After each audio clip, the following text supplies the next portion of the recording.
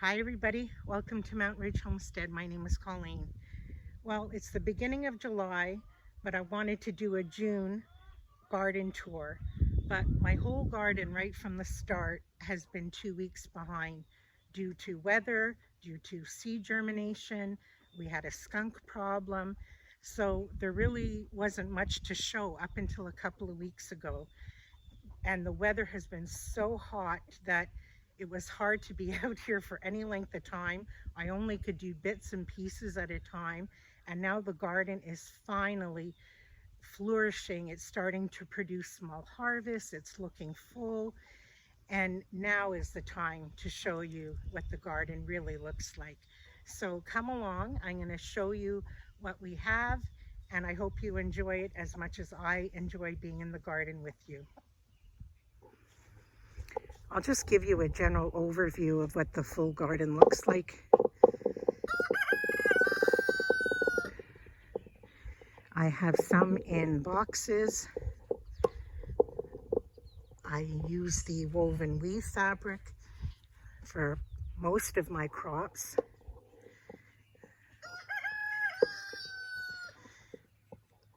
And then the rest are in the wooden boxes. And it goes all the way over here.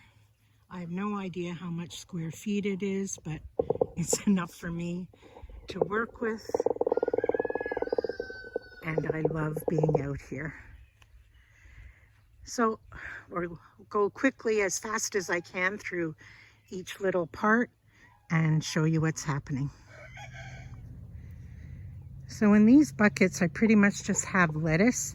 My little lettuce tower did amazing. It was watered early this morning and it already looks droopy because it's just so hot. But I imagine we're coming to the end because the top row there looks like it's starting to bolt. But we have been having salads every day for weeks. And then this one here just has some sad looking little pumpkins that I'm trying to rescue. More lettuce, and that one had cabbages in it that, what kind of, they were the Napa cabbage, I think, but they didn't do well in the heat at all. And along this side of the fence line, I'm growing potatoes. I grew them here last year, and I know you're not supposed to grow them in the same place 2 years in a row, but I changed all the earth underneath and amended it, and they did so well last year that I'm doing it again, and they seem to be doing really well. I have potatoes growing in several places at different stages, so I'm hoping we get a good crop, but these ones look to be doing really well. In the first bed here, I have celery. I have two kinds. I have cutting celery and self-blanching, and it's doing amazing. I just keep cutting it and eating it, and it's growing beautifully. Here was my very poor spinach harvest that's already gone. That was seed germination problems and the skunk, and now it's either gone to seed or the chickens have benefited from it, but that's okay.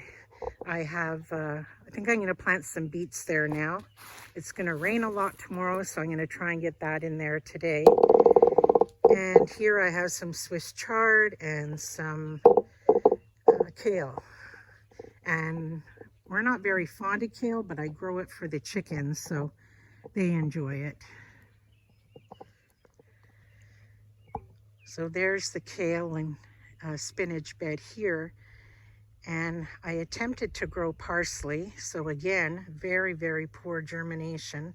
A few came up, but I think what I'm going to do is try some more zucchini here, because as you'll see in a bit, I'm having a major problem with cucumber beetle or squash bugs on my other squashes, which I've never, ever, ever had in my life. So I'm worried that I'm not going to get good harvest from them. So maybe if I start some zucchini now, the bug season will have passed by then. So I just can't let an empty bed sit there. I have to put something in it. And what Frank is doing right now is he's building like a bit of a retaining wall around this garden where the potatoes are. So whether we put potatoes there or any other crop now, we have it kind of like fenced in where we can add more dirt or whatever. It just keeps it better contained so the straw or dirt doesn't go all over the place.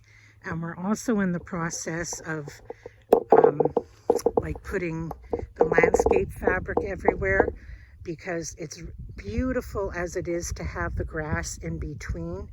It looks so nice. It's a lot of maintenance, cutting it, then the grass goes flying into the garden beds, and then you have to whipper along the edges, which it's coming up here. I have to staple it down, but it just is a lot better to have it done this way. So here's my onion bed that I just topped the other day, where I made the onion top pesto.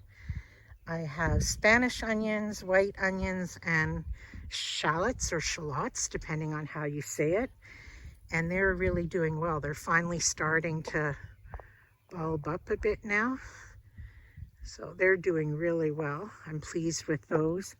And I just stuck 2 random peppers in there at the end, because I never like to have an empty space anywhere in the garden. If there's room, I'll stick something there.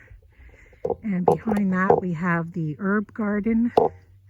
So we'll scoot down there and I'll show you what's there. So here's my little herb garden with some flowers, and I think this is a pretty garden.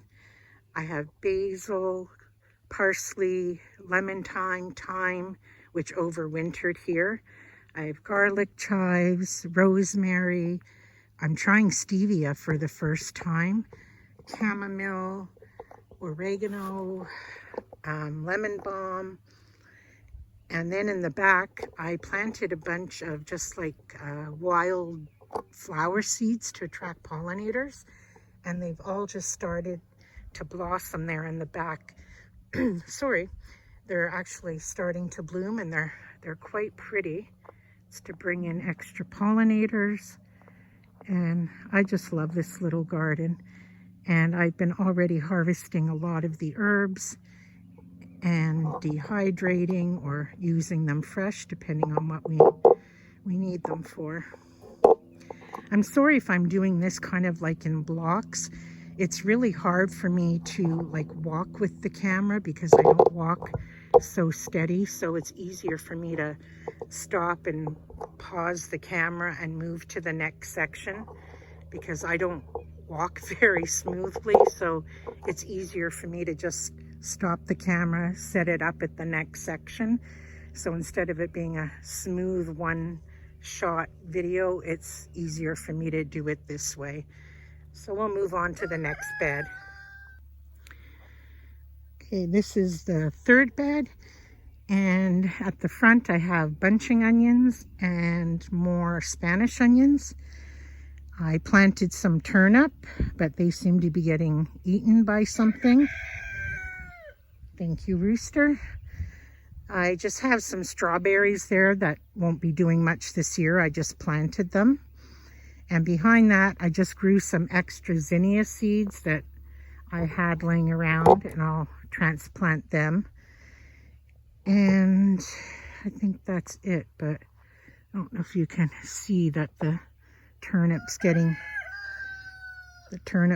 eaten by something, and I have an organic spray. I may try to see what's doing with that. But so far, all the beds seem to be doing quite well. Obviously, this is my carrot bed, and this was an achievement. This took at least 2.5 seedings worth to get my carrots to grow, because I ordered seeds from a new company this year and they didn't germinate. I tried another one, they didn't germinate. So actually the carrots grew in 3 different stages. So there's some that are way more mature than others, and they finally all germinated. So I'm just gonna let them all grow till they're all the same size, and harvest them all at one time, but they finally got going and they're nice and healthy. I've thinned them all out and they're doing great now. So I'm finally happy with carrots because other than tomatoes, it's my favorite thing to eat fresh out of the garden. So this is the very last box. I have obviously the garlic in the back that I'll probably pull today because it's more than ready. And in the front, on the right-hand side, I have blue Hubbard squash. I've always wanted to grow it, so finally this year I had room to grow it. Probably more for fun because I love the look of it, but I also like the squash. And on the left-hand side, I have Big Moon pumpkin. I love growing squashes just for the looks of it. We eat it, obviously, and I like to give them away. But I love growing squash. I don't know why, or winter squash anyway. And then right beside that, this is another potato bed. This I would consider my main crop of potatoes. These are the ones that I order from like a reputable seed company, and they're more expensive. I put these ones in the box with the best of soil, etc. The ones that I grow outside of the box, I buy them in bulk from like a nursery. So those are like, I consider bonus potatoes. These ones are like the prize potatoes, and they usually do really, really well. So they're looking great. They flowered already. So we're hoping for another good crop from them. So this would be like on the other side as opposed to the lettuce. I have a bucket of sweet potatoes here, which I never have luck at growing sweet potatoes. But this year they actually look like they're doing okay. And then again, like on this side, I have just regular potatoes growing they were planted later at a different time than the ones at the other side. So they're just starting to break through the straw. So we'll harvest them at a different time. Some of them don't look like they're doing quite as well, but that's why I like to have backups to my backups. But we hope they're going to do well. Just to give you some perspective, this is what the boxes look like from where the rows are with the fabric down. So I'm really happy now. It was very discouraging at the beginning, but they're finally all doing really well. So now we'll get to the rows. Here's the perspective of the in-ground garden from the wooden boxes. I think the rows are about 45 feet long.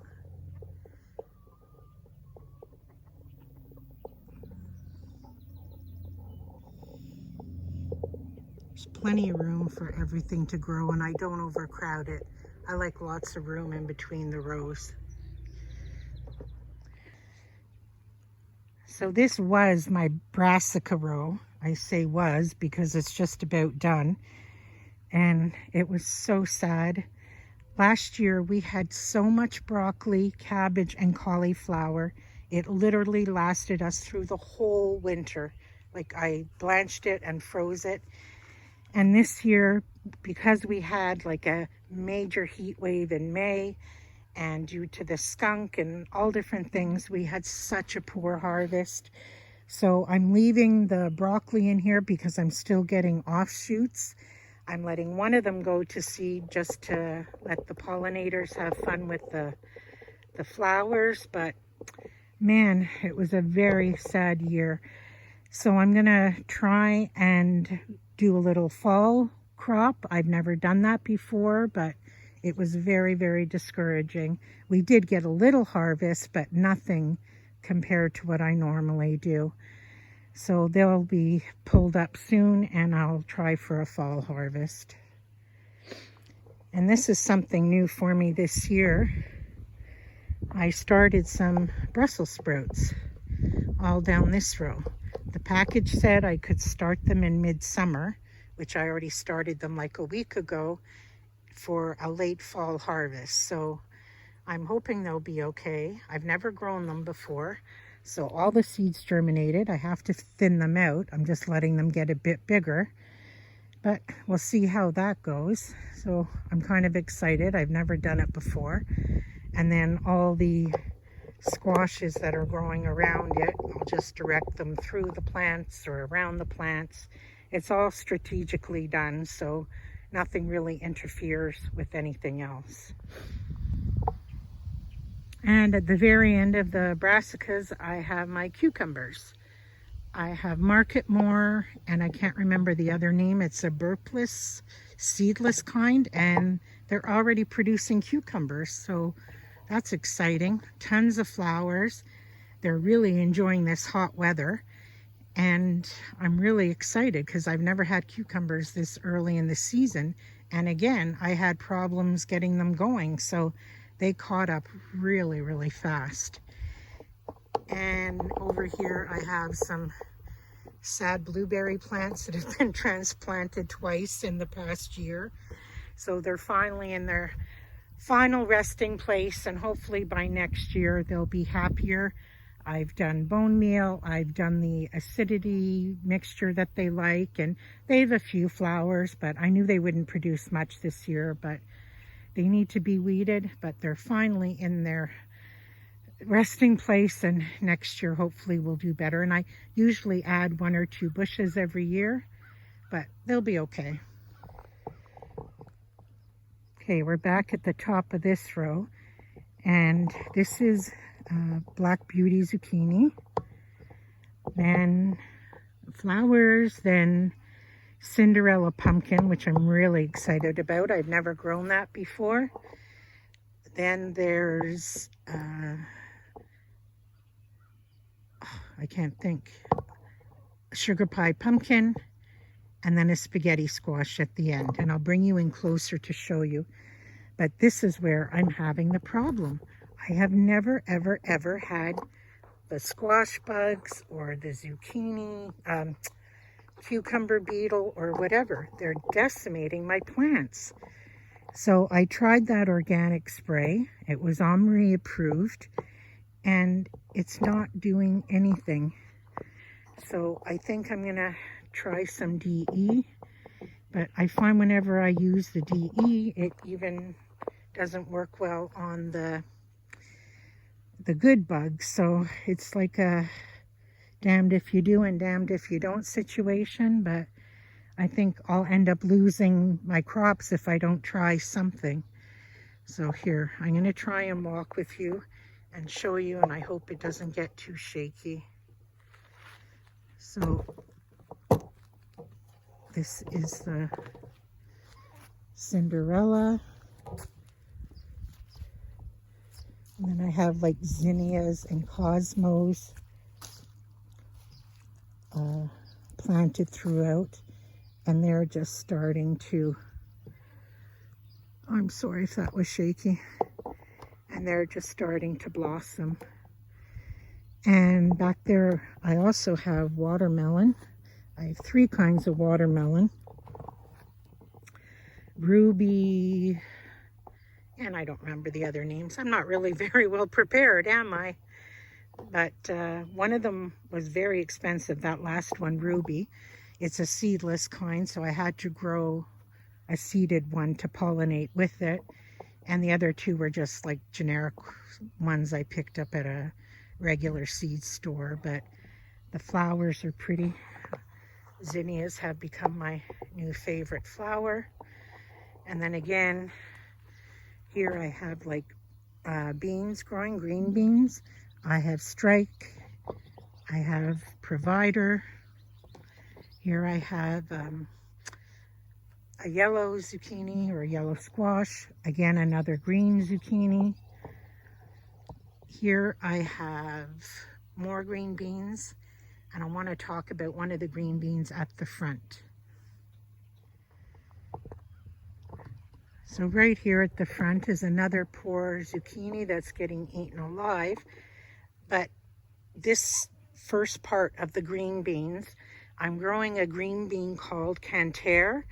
Last year I got the seeds from Baker Creek, and I did again this year.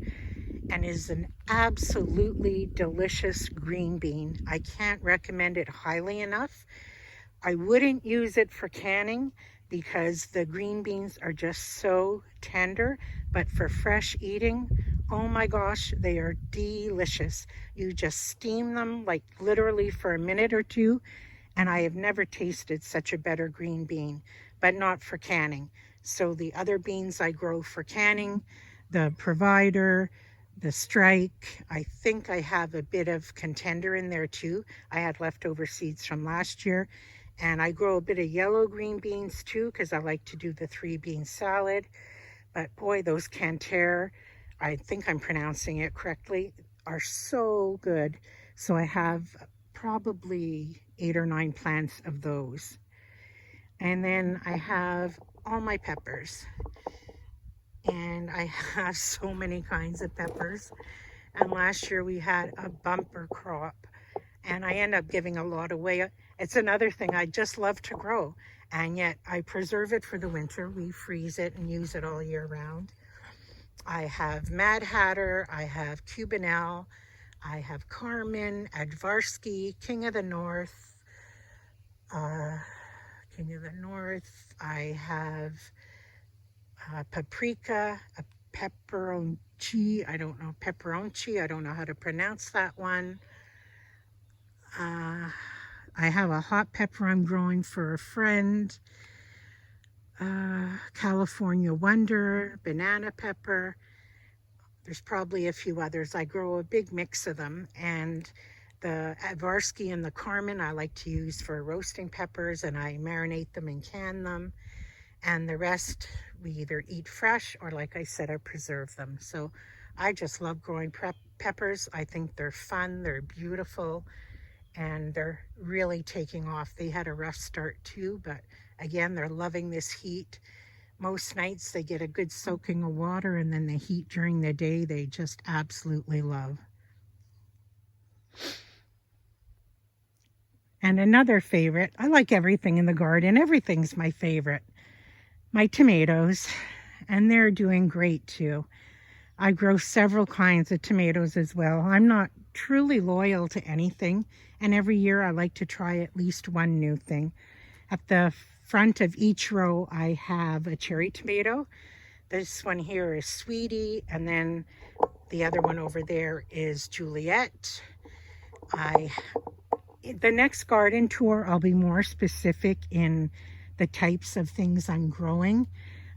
Because there's no really fruit of anything to show you right now, I won't get so specific, but I know I have German pink, I have Jet Star, I have a couple of beefsteak, and then for paste tomatoes, I have the Amish paste, Opalka, Salvatierra,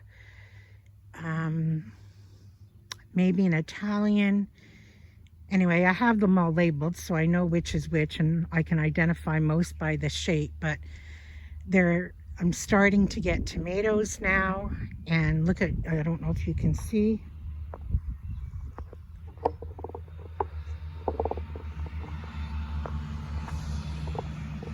After the cars go by, but there's lots of yellow flowers.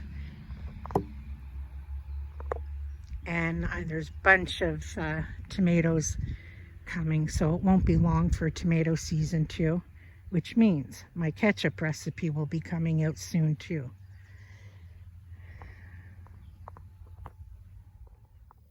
And this year I'm trying the potatoes. This is behind the tomatoes, and I literally just put the potatoes on the grass and covered them with hay.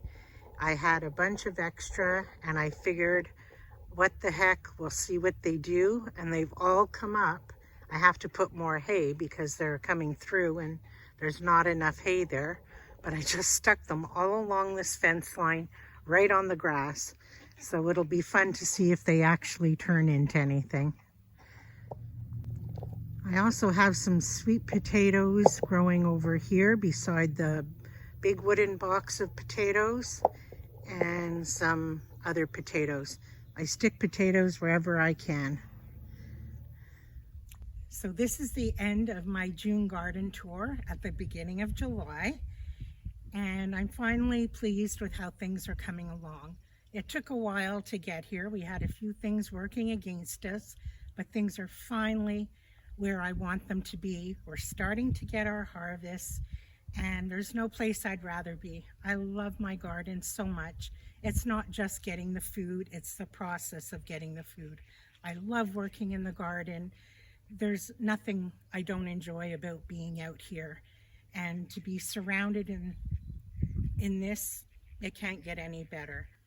I apologize for the video having to stop and start a lot. I can't walk with the camera and keep it steady and walk and show you everything, so it has to stop and start a lot.